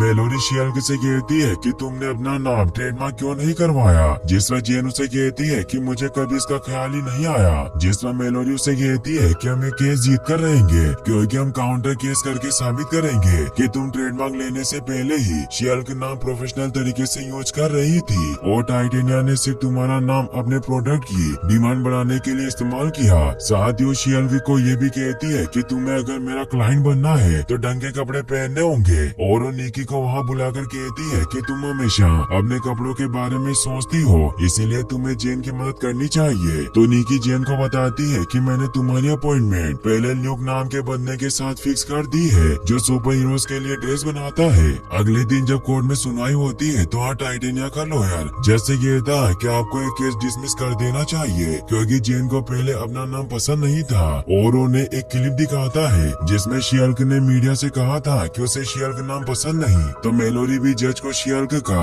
इंटरव्यू दिखाती है, जिसमें शियल्क ने कहा था कि उसका ये नाम उसके फेस ने रखा है, इसीलिए अब उसे पसंद हो या ना हो उसका नाम हमेशा शियल्क ही रहेगा। लेकिन इससे अभी भी ये बात साबित नहीं होती कि जेन हमेशा शियल्क नाम इस्तेमाल करती है, इसीलिए जज मेलोरी से कहती है कि तुम्हें कोई ठोस सबूत पेश करने होंगे कि शियल्क पहले भी अपना नाम इस्तेमाल करती थी। और वो अगली सुनवाई की डेट थर्सडे को रखती है। फिर हम देखते हैं कि जेन निकी के साथ ल्यूक के ऑफिस में जाती है, जिसके साथ उसने अपॉइंटमेंट फिक्स की थी। ल्यूक उसे कहता है कि मैंने तुम्हारा नाम कभी नहीं सुना, मैं सिर्फ बड़े बड़े सुपर हीरोज के लिए सूट बनाता हूँ। तो निकी उसे कहती है कि मैंने तुम्हें कहा था कि एवेंजर बनने वाली है और हल्क इसका कजन है। तो ल्यूक भी मान जाता है और शियल्क से पूछता है कि तुम्हें किस प्रकार का सूट चाहिए, क्या तुम्हारे सूट में हथियार फिट करने हैं या फिर वाटर प्रूफ, फायर प्रूफ। जेन कहती है कि ऐसा कुछ नहीं करना, मुझे एक बिजनेस सूट चाहिए। तो ल्यूक उसे कहता है कि मेरे सूट सुपर हीरो बड़ी बड़ी लड़ाइयों में पहनकर जाते हैं, मैं तुम्हारे लिए नॉर्मल सूट नहीं बना सकता। जिसमें शियल्क उसे कहती है कि मुझे लड़ाई में नहीं जाना, मैं एक लॉयर हूँ। ये सुनकर ल्यूक उन्हें वहाँ से जाने को कहता है। तो निकी उसे समझाती है कि इसे कोई नॉर्मल सूट नहीं चाहिए, बल्कि ऐसा सूट चाहिए जो शियल्क और जेन को फिट आ सके, और ये काम कोई टैलेंटेड ही कर सकता है। जेन भी उसे अपना रूप बदल कर दिखाती है, जिससे ल्यूक उसके लिए सूट बनाने को तैयार हो जाता है और वो स्ट्रेचेबल फैब्रिक का का बहुत बड़ा ऑर्डर देता है। फिर शी-हल्क जब निकी के साथ वापस अपने ऑफिस आती है तो मेलोरी की ड्रेस देखकर बहुत हैरान होती है क्योंकि हमेशा नई नई ड्रेस पहना करती थी। तभी शी-हल्क की नजर टोड पर जाती है जिसके साथ उसने कुछ दिन पहले डेट की थी। वो निकी को बताती है कि वो बहुत चिपकू किस्म का है। तभी टोड उसके पास आ जाता है और वो उसे बताता है कि मैं मेलोरी का क्लाइंट हूँ। साथ ही उसे ये भी कहता है कि हमें दोबारा डेट पर चलना चाहिए। तो जेन भी तैयार हो जाती है। दोपहर को जब जेन निकी के साथ बैठकर बेरी खा रही होती है तब जेन निकी से अपनी डेट के बारे में बात कर रही थी कि मैंने शी-हल्क बनकर टोड के साथ डेट की। इससे जेन को एक आइडिया आता है और वो निकी को बताती है कि मैंने शी-हल्क के नाम से डेटिंग प्रोफाइल बनाई थी और बहुत सारे लोगों के साथ डेट पर गई थी, जिससे साफ है कि मैं शी-हल्क के नाम का इस्तेमाल कर रही थी। इसीलिए मुझे डेट करने वाला हर बंदा अगर गवाही दे तो मैं केस जीत जाऊंगी। तो निकी उससे कहती है कि इससे तुम्हारी बहुत बदनामी होगी क्योंकि सबको पता चल जाएगा कि तुमने कैसे कैसे नमूनों को डेट किया था। फिर दिखाया जाता है कि थर्सडे को अगली सुनवाई होती है जहाँ मेलोरी जज को बताती है कि मेरे पास पक्का सबूत है कि टाइटेनिया के ट्रेडमार्क फाइल से पहले जेन शी-हल्क नाम का इस्तेमाल कर रही थी और उन्हें शी-हल्क की डेटिंग प्रोफाइल दिखाती है जिसमें जेन ने लिखा होता है कि मैं हूँ हरी पालक करी, सब कहते हैं मुझे पापा की ग्रीन परी। ये टैग लाइन दिखाकर मेलोरी जज को यकीन दिलाती है कि वो शी-हल्क नाम का यूज कर रही थी। फिर वो एक एक करके उन गवाहों को बुलाती है जिसके साथ शी-हल्क ने डेट की थी, जिसमें सभी यही कहते हैं कि मैंने शी-हल्क को डेट किया था। और जब आखिर में आर्थर अपनी गवाही देता है तो वो कहता है कि मेरी शी-हल्क के साथ बहुत अच्छी डेट रही, मगर फिर वो शैतानों से लड़ने चली गई थी। तो मेलोडी उससे सवाल पूछती है कि क्या अगर शी-हल्क की जगह जेन आपको डेट करती तो क्या आप उसके साथ जाते? तो आर्थर कहता है कि मैं किसी का दिल नहीं दुखाना चाहता, पर मैं जेन के साथ डेट पर नहीं जाता क्योंकि जेनिफर मेरे टाइप की लड़की नहीं है। पर शी-हल्क बहुत कमाल की है, इससे जेन बहुत दुखी होती है। और अब इन गवाहों को सुनने के बाद जज जेन के पक्ष में अपना फैसला सुनाती है कि जेन पहले से ही शी-हल्क का नाम इस्तेमाल कर रही थी, इसलिए वो टाइटेनिया को अपने सभी शी-हल्क प्रोडक्ट बंद करने के ऑर्डर देती है और उसके शी-हल्क के नाम को किसी भी तरह इस्तेमाल करने पर पाबंदी लगा देती है। इससे टाइटेनिया गुस्सा हुई जेन से कहती है कि खेल अभी खत्म नहीं हुआ है और वो वहाँ से चली जाती है। जेन मोलेरी को थैंक्स कहती है क्योंकि वो एक केस जीत गए थे। मेलोरी जेन को कहती है कि तुम्हें दुखी नहीं होना चाहिए क्योंकि तुम्हें भी एक अच्छा लड़का जरूर मिलेगा क्योंकि तुम किसी से कम नहीं हो।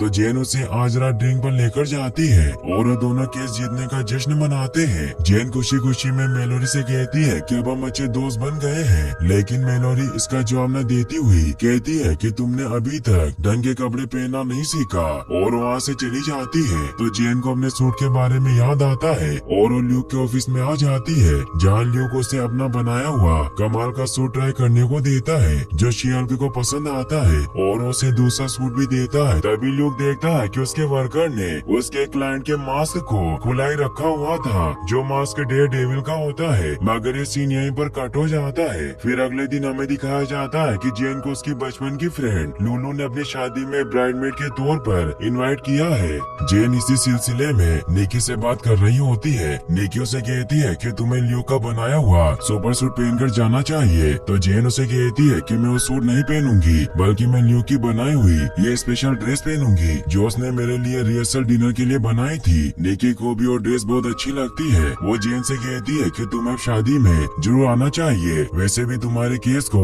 मेलोरी को दे दिया गया है जिसे हम दोनों संभाल लेंगे और इससे मुझे उसके साथ काम करने का मौका भी मिल जाएगा। फिर हम देखते हैं कि जेन ल्यूक की ड्रेस पहनकर शादी में पहुंच जाती है जहां उसकी सभी बचपन की फ्रेंड उसे इतने हॉट लुक में देखकर बहुत हैरान होती है और उसकी तारीफें करने लगती है, लेकिन इससे लुलू को अच्छा नहीं लगता और वो जेन को साइड में ले जाकर कहती है कि आज मेरी शादी है इसलिए सबकी नजरें मुझ पर होनी चाहिए, लेकिन तुम्हारे शी-हल्क रूप की वजह से सभी तुम्हें देख रहे हैं। तो जेन को ना चाहते हुए भी उसकी बात माननी पड़ती है, इससे लुलू खुश होती है। फिर वो सभी एंजॉय करने लग जाते हैं। लुलू जेन से पूछती है कि तुम्हारी जिंदगी कैसी चल रही है? तो जेन उसे बताती है कि मैं GLKH की लॉयर हूँ, साथ ही अब मैं शी-हल्क बन चुकी हूँ। तो लुलू से कहती है कि मैं तुमसे इन बकवास चीजों के बारे में नहीं पूछ रही थी बल्कि तुम्हारे बॉयफ्रेंड के बारे में पूछने का मेरा इरादा था। तो जेन उसे कहती है कि मेरी जिंदगी में अभी कोई नहीं है। लुलू भी इससे सैड होती हुई उसे कहती है कि तुम्हारे पास अभी भी कुछ साल बचे हैं, तुम्हें जरूर कोई न कोई मिल जाएगा क्योंकि जेन की उम्र 30 साल की हो चुकी थी। तभी वहाँ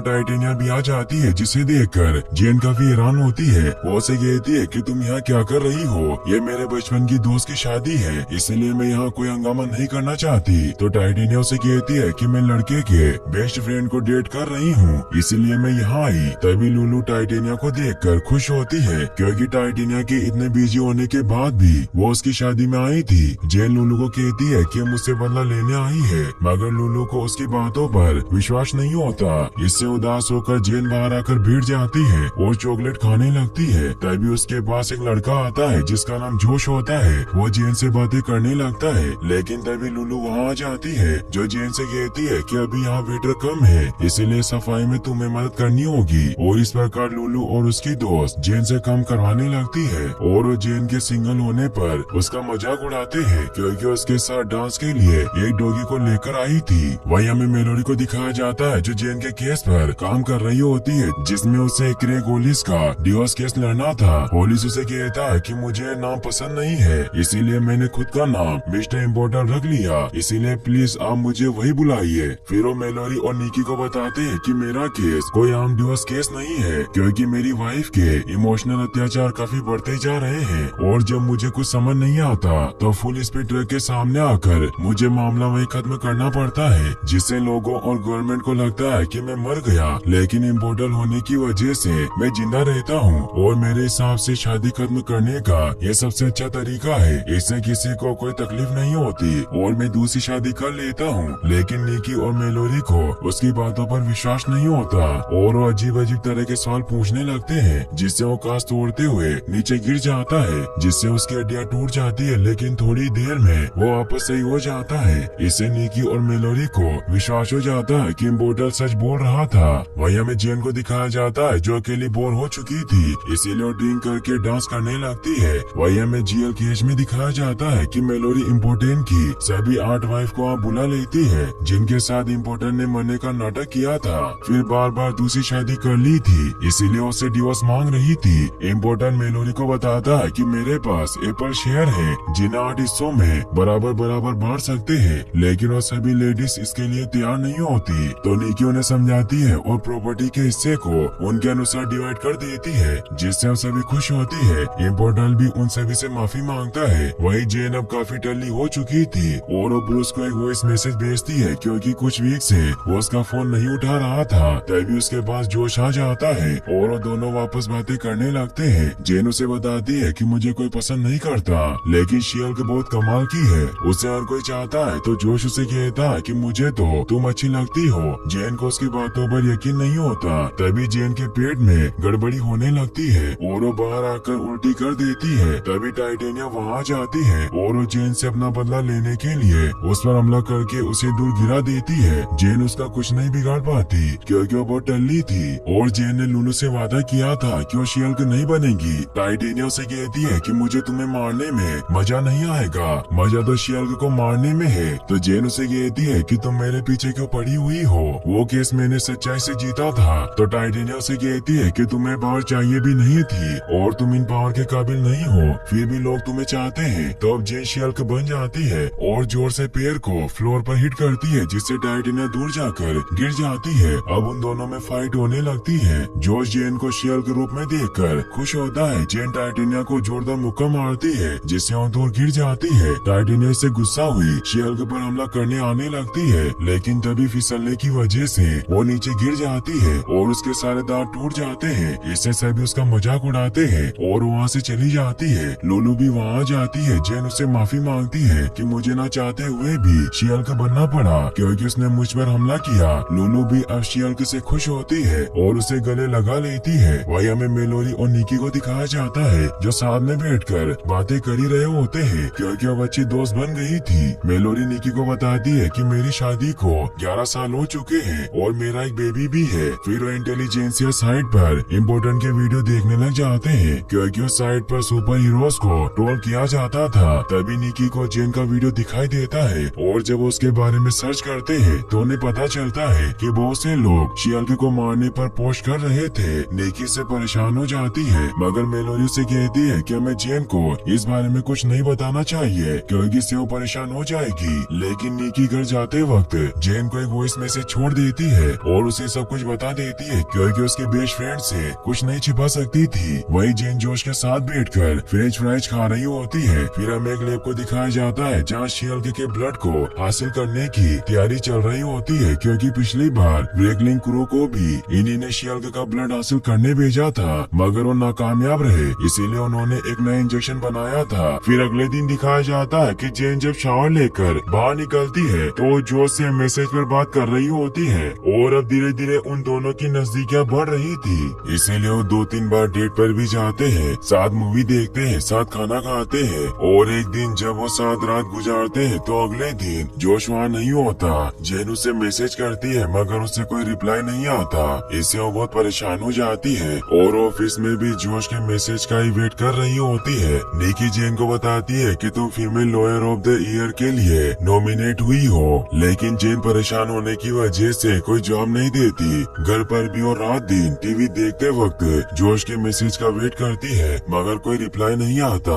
अगली सुबह संडे के दिन जेन को ब्लोस्की के पैरोल ऑफिसर चक का कॉल आता है जो जेन को बताता है कि ब्लोस्की के इनहिबिटर डिवाइस से कोई सिग्नल नहीं मिल रहा, इसीलिए मुझे डर है कि वो कहीं एबोमिनेशन न बन गया हो, इसीलिए मुझे उसके फार्म हाउस जाकर चेक करना होगा। मगर कोई ऑफिसर मेरे साथ नहीं चलना चाहता, इसीलिए क्या तुम मेरे साथ चल सकती हो? तो जेन भी ब्लोस्की के फार्म हाउस जाने के लिए तैयार हो जाती है क्योंकि उसे जोश का कोई रिप्लाई नहीं आया था। जेन और चक जब ब्लोस्की के फार्म हाउस पहुँचते हैं तो वहाँ चक जेन को शियल्क के रूप में आने को कहता है ताकि उसे प्रोटेक्ट कर सके। तो जेन शियल्क के रूप में अंदर आ जाती है जहाँ चक ब्लोस्की का इनहिबिटर ठीक करने लगता है। ब्लोस्की चक को बताता है कि गलती से इनहिबिटर में झटका लग गया था जब मैं अपनी मुर्गी को इलेक्ट्रिक फैन से बचा रहा था और अगर ऐसा नहीं करता तो मेरी प्यारी मुर्गी मर जाती। चक उसे कहता है कि मैंने इनहिबिटर सही कर दिया है, बस अगली बार से ध्यान रखना क्योंकि मुझे यहाँ आने में बहुत डर लगता है। और वो जल्दी से यहाँ से निकल जाता है। शियल्क ब्लोस्की को समझाती है कि तुमने जेल से निकलने के लिए बहुत मेहनत की है, इसीलिए अब कुछ ऐसा मत करने देना कि वापस वही जाना पड़े। ये कहकर जेन वहाँ से निकलने लगती है मगर तभी वहाँ बुलमैन और एक गुइला लड़ते हुए आ जाते हैं जिनके पास सुपर पावर होती है और वो ब्लोस्की के एवो मस्ते ग्रुप के मेंबर थे जिन्हें ब्लोस्की शांत रहना सिखा रहा था। वो दोनों लड़ाई में जेन की गाड़ी तोड़ देते हैं जिससे शियल्क गुस्से में आकर बुलमैन को दूर फेंक देती है। ब्लोस्की जेन को बताता है कि ये दोनों अपनी असली पहचान भुला बैठे हैं। बुलमैन जेन को बताता है कि मैं लैब में अजीब से एक्सपेरिमेंट की वजह से बना था और एक विला बताता है कि वो कोई मेटाडोर नहीं बल्कि एक खतरों का खिलाड़ी है। मेटाडोर दरअसल उन लोगों को कहा जाता है जो बुल से रिंग में फाइट करते हैं। जेन उन्हें कहती है कि मुझे तुम्हारी बकवास से कोई मतलब नहीं क्योंकि तुम्हारी वजह से मेरी कार पूरी तरह से बर्बाद हो चुकी है। तो ब्लोस्की ने कहता है कि हम तुम्हारी कार को ठीक करने के लिए जल्दी टॉय ट्रक बुला लेंगे और वो जेन को यही रहने को कहता है। जेन वहाँ भी अपने फोन में जोश के मैसेज चेक करने लगती है लेकिन वहाँ कोई सिग्नल नहीं होता। वो फार्म हाउस में घूमते घूमते एक झोपड़ी में पहुँच जाती है जहाँ एबोम्स्टे ग्रुप की मीटिंग चल रही थी और वहाँ ब्लोस्की जेन को पोर्क्यूपाइन और सरासेन से मिलवाता है। सरासेन जो खुद को वेम्पायर समझता है और पोर्क्यूपाइन के पास पोर्क्यूपाइन जैसी पावर होती है, यानी कि वो खतरा महसूस होने पर अपने शरीर से कांटे निकाल सकता है। ब्लोस्की जेन से कहता है कि तुम भी हमारे ग्रुप को ज्वाइन कर सकती हो मगर जेन मना कर देती है। तभी वहाँ ब्रेकिंग क्रू का लीडर डर्क भी आ जाता है जो सुधर चुका था मगर जेन उसे देखकर गुस्सा हो जाती है क्योंकि उसने अपने साथियों के साथ उस पर हमला किया था। इसीलिए जेन अपने शेर के रूप में आकर डर्क को दूर फेंक देती है। तो ब्लोस्की उन्हें बताता है कि अब ये सुधर चुका है और डर्क भी सभी को कहता है कि अब मैं अच्छा इंसान बन चुका हूँ और उसे शांति से बैठने को कहता है। डर्क जेन से माफी मांगता है कि उस दिन जब मैंने तुम पर हमला किया तो मैंने वो बेकार में किया था मगर अब मैं सुधर चुका हूँ। अब शियल्क से सभी उसके परेशानी की वजह पूछने लगते हैं क्योंकि वो काफी समय मैसेज को लेकर परेशान थी। जेन सभी को जोश के बारे में बताती है कि वो मुझे शादी में मिला था और हम 2-3 बार डेट पर भी गए, सब कुछ ठीक चल रहा था मगर अब उसका ना तो कोई फोन आया और ना ही कोई मैसेज। तो सभी उसे कहते हैं कि जोश ने तुम्हारा फायदा उठाया मगर तुम इस बात को नहीं समझ पाई। तो जेन सभी को बताती है कि शियल्क को सभी पसंद करते हैं, उसे भाव देते हैं मगर जेन को कोई पसंद नहीं करता, लेकिन जोश को मैं पसंद आई थी इसीलिए मुझे भी वो पसंद था। डर्क शियल्क से कहता कि तुम्हें जोश का दर्द इसीलिए सता रहा है क्योंकि तुम जेन को वक्त नहीं दे रही और सभी उसे यही कहते हैं कि जोश तुम्हारे लिए सही सही नहीं है और तुम्हें जल्द ही कोई न कोई अच्छा बंदा मिल जाएगा। जेन को भी इससे अच्छा फील होता है और अब शी हल्क वापस नॉर्मल जेन में बदल जाती है। पोर्क्यूपाइन भी अपना चेहरा दिखाता है जो बहुत डरावना होता है और अब जेन सभी के कहने पर जोश का नंबर डिलीट कर देती है। इससे सभी खुश होते हैं और जेन को भी उन सभी के साथ अच्छा लगने लग जाता है। अब वो सभी से विदा लेके टॉय ट्रक से वहाँ से निकल जाती है। फिर अब हमें 3 दिन पहले का सीन दिखाया जाता है जहाँ जोश ने जब शी हल्क के साथ रात गुजारी थी तो उसने शी हल्क के ब्लड के साथ साथ उसके सारे फोन डेटा को भी कॉपी कर लिया था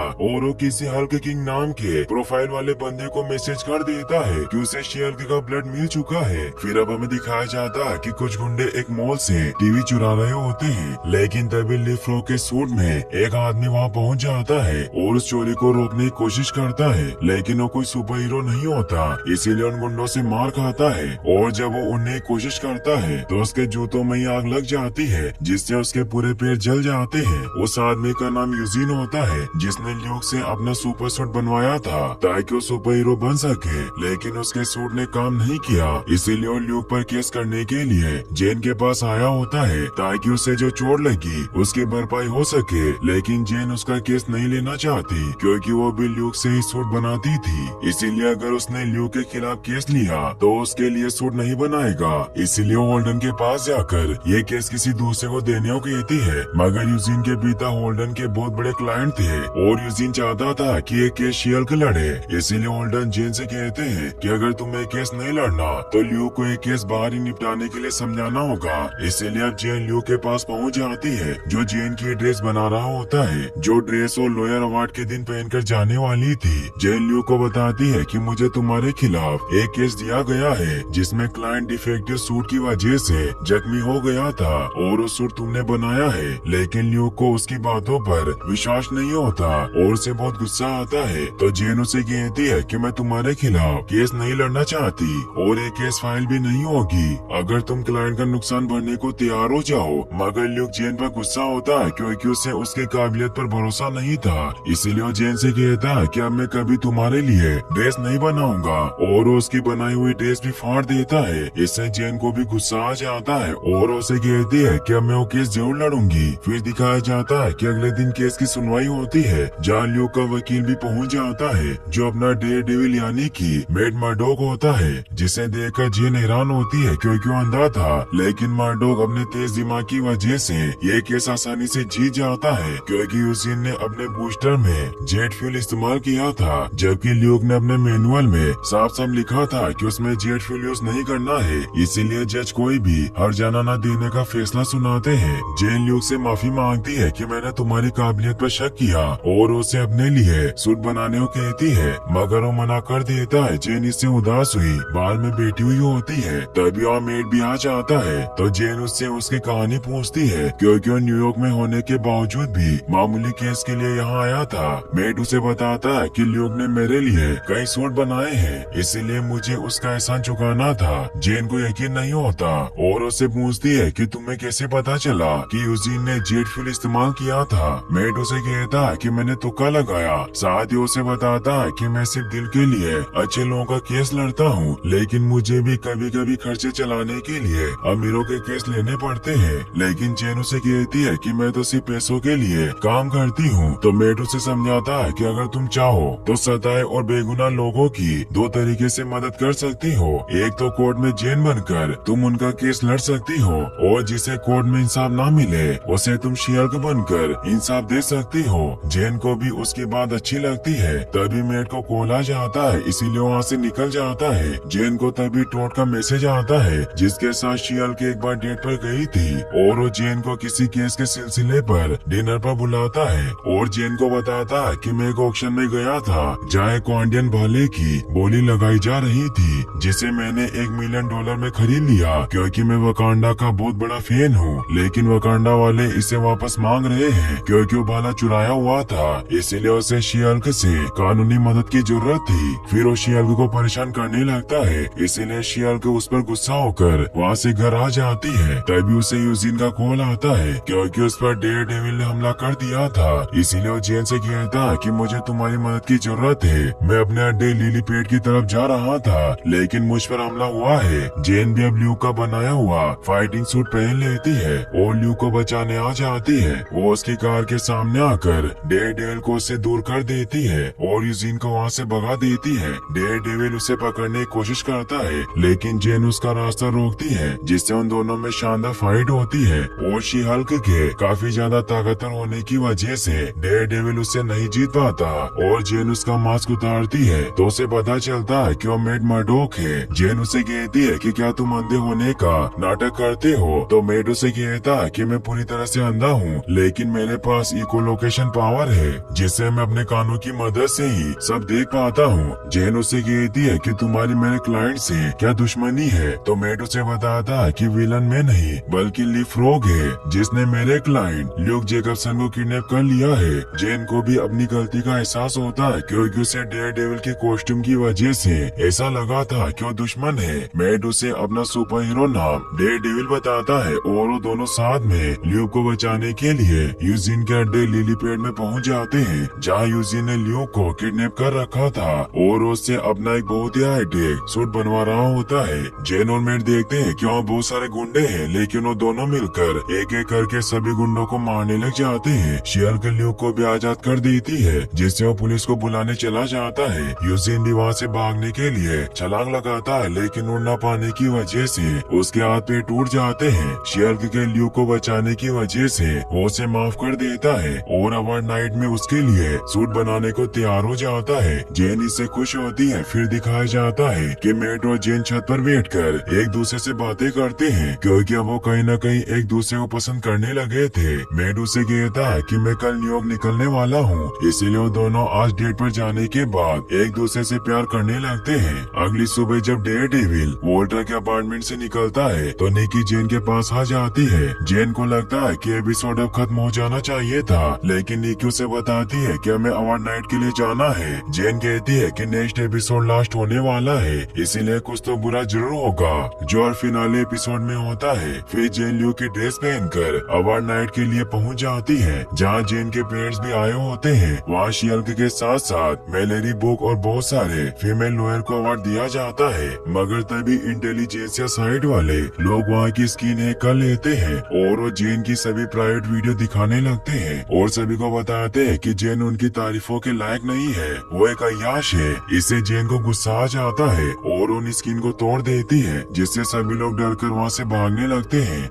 जेन काफी दुखी होती है और उसे वहाँ इंटेलिजेंसिया के लोग भी दिखाई देते हैं जिन्हें वो पकड़कर मारने लगती है मगर तभी डैमेज कंट्रोल के लोग आकर जेन को गिरफ्तार कर लेते हैं और अब शी-हल्क के इस बर्ताव की वजह से सभी लोग उसे बुरा मारने लगे थे और सबको लगता है कि वो एक राक्षस है जो कभी भी गुस्से में आ सकती है। शी-हल्क को डैमेज कंट्रोल के हाई सिक्योरिटी जेल में रखा होता है जहाँ पर पहले ब्रोस्के को रखा हुआ था। जेन के पास पग निकी और मेलेरी आती है। जेन उनसे पूछती है कि क्या तुम्हें ब्रूस की कोई खबर मिली, तो पग उसे बताता है कि मैंने उससे कांटेक्ट करने की बहुत कोशिश की लेकिन उसका कोई अता पता नहीं है। जेन अपने दोस्तों कहती है कि हमें उन सभी लोगों का पता लगाना होगा जिनके पास मेरी प्राइवेट इंफॉर्मेशन है क्योंकि मैं उन्हें सजा दिलवाना चाहती हूँ। तो मलेरी उसे कहती है कि वो लोग मुद्दा नहीं है, हमें तुम्हारा केस डिस्कस करना है। जेन उसे कहती है कि उन लोगों ने मुझे फंसाया है, उनकी वजह से मुझे गुस्सा आया। मलेरी उसे समझाती है कि तुम्हें खुद पर काबू रखना चाहिए था क्योंकि तुम कोई आम इंसान नहीं बल्कि हल्क हो और अब सैकड़ों लोग इस बात को जान चुके हैं कि तुम्हारा गुस्सा कितना खतरनाक है। फिर वो कहती है कि अगर तुम शर्तें मान लो तो हम डिस्ट्रिक्ट अटॉर्नी से तुम्हारी सजा कम करवा सकते हैं। जेन शर्तें मान लेती है और अब शर्त के मुताबिक उसके शी-हल्क बनने पर रोक लगाई जाती है, इसीलिए उसे इनहिबिटर पहना दिया जाता है। जेन को अपने जॉब से भी निकाल दिया जाता है, इसीलिए अपने मॉम डैड के पास आ जाती है। वो काफी परेशान होती है क्योंकि मीडिया वाले उसे अजीब तरह के सवाल पूछकर तंग कर रहे थे, इसीलिए जेन के डैड उन्हें वहाँ से भगा देते हैं। जेन किसी भी हाल में इंटेलिजेंसिया के लोगों को सजा दिलवाना चाहती थी, इसीलिए वो निकी को भी घर पर बुला लेती है। निकी जेन को बताती है कि इंटेलिजेंसिया के लोगों को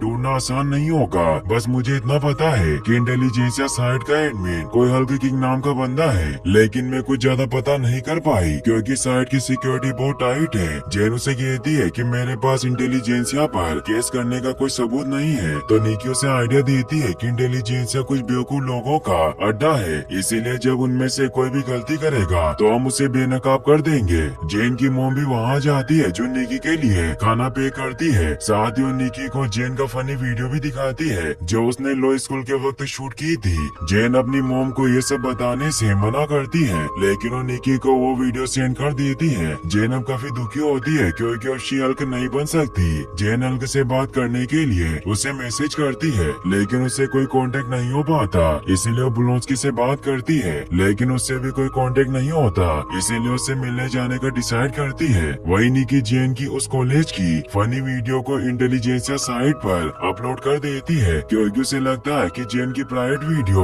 अपलोड करने से वो इंटेलिजेंसिया के लोगों तक पहुंच सकती है, और होता भी ऐसा ही है क्योंकि उसे उस वीडियो की वजह से हल्क किंग का मैसेज आता है और उसे पार्टी में बुलाता है। वही जेन ब्लोंस्की के फार्म हाउस में पहुंच जाती है, मगर वहाँ ब्लोंस्की नहीं होता। वहाँ वो डर्क से मिलती है। जेन उसे कहती है कि क्या मैं कुछ दिनों के लिए यहाँ रुक सकती हूँ, तो डर्क उसे बताता है कि तुम यहाँ रुक सकती हो और वो गेस्ट रूम में उसके रहने का इंतजाम कर देता है। वही निकी पक के साथ उस जगह पर पहुँच जाती है जहाँ इंटेलिजेंसिया की पार्टी चल रही थी। निकी पक को कहती है कि तुम्हें अंदर जाकर इंटेलिजेंसिया के खिलाफ सबूत हासिल करने होंगे और मैं ईयरबड्स के थ्रू तुमसे बात करती रहूंगी। तो पक उसे कहता है कि ईयरबड्स से उन्हें मुझ पर शक हो सकता है, तो निकी बताती है कि अभी ईयरबड्स का ही जमाना है, तो हिम्मत करके अंदर चला जाता है जहाँ उसे टोड भी नजर आ जाता है, जिसे देखकर वो हैरान होता है। टोड उसे कहता है कि मैं भी जानता था कि तुम शी हल्क से नफरत करते हो, जिससे पक भी शी हल्क की बुराई करने लगता है ताकि वो टोड को विश्वास दिला सके,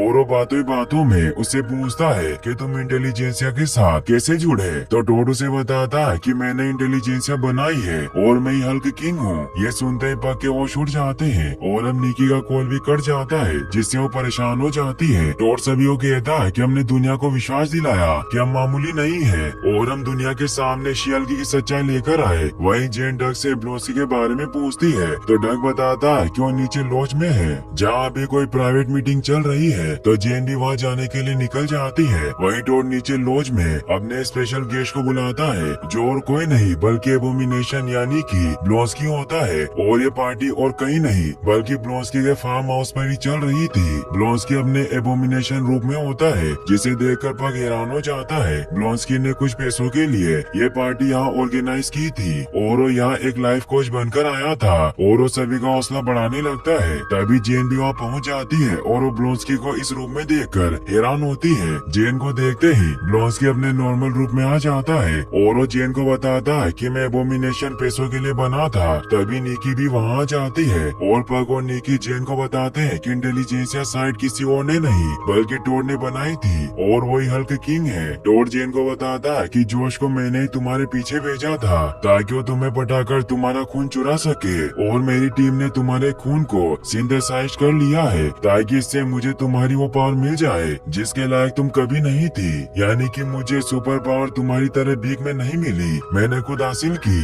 और वो सुपर हल्क सीरम को अपने शरीर में इंजेक्ट कर लेता है। जेन को भी कुछ समझ नहीं आता और अब उस सीरम के असर से टोड भी हल्क की तरह पावरफुल बन जाता है। तभी और टाइटेनिया भी आ जाती है। टोड जेन पर हमला करने लगता है, लेकिन ब्लोंस्की उसे प्रोटेक्ट करता है। जेन को कुछ समझ नहीं आता और अब ब्रूस यानी कि हल्क भी वहाँ पर आ जाता है और उसे लगता है कि ब्लोंस्की जेन को नुकसान पहुँचा रहा है, इसीलिए उस पर हमला करने लगता है। जेन को समझ नहीं आता कि आखिर इतनी बेकार एपिसोड की एंडिंग कैसे हो सकती है और ये सारी स्टोरी लाइन बेमतलब है, इसीलिए अब वो शी हल्क बनकर डिज्नी की दुनिया में पहुंच जाती है जहाँ वो सेम्बर्ड पोस्टर की मदद से मार्वल स्टूडियो में पहुंचकर शी हल्क प्रोडक्शन डिपार्टमेंट में जाती है जहाँ सभी राइटर शी हल्क के फिनाले एपिसोड के बारे में डिस्कस कर रहे होते हैं। जेन उन सभी से कहती है कि तुमने किस तरह का घटिया फिनाले एपिसोड लिखा है, तो राइटर से कहते हैं कि हमें लगा कि एपिसोड धूम मचा देगा जैसा किसी ने सोचा भी नहीं होगा। जेन उसे कहती है कि उस विलन ने मेरा खून चुरा लिया और तुम्हें से बेकार आइडिया कहाँ से आते हैं, क्योंकि सुपर सीरम हर सुपर हीरो स्टोरी का